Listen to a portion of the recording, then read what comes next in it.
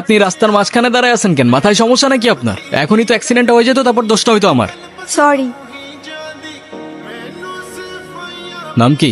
নূপুর। এভাবে একা রাস্তায় দাঁড়িয়ে আছেন কেন? কোনো সমস্যা? আপনি কোন দিকে যাচ্ছেন? জানি না। আপনি কোথায় যাচ্ছেন? রূপগঞ্জে।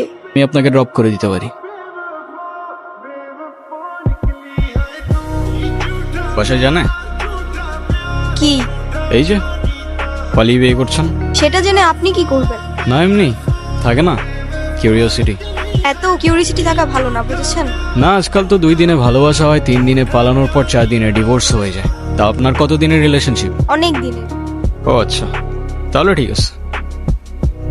ঠিক আছে তাহলে আই গেস আমাদের জার্নি এখানেই শেষ। আপনাকে রাস্তায় অনেক সময় অনেক কথা বলে ফেলছি, কিছু মনে করেন না। আরে ধুর, কি বলতেছেন?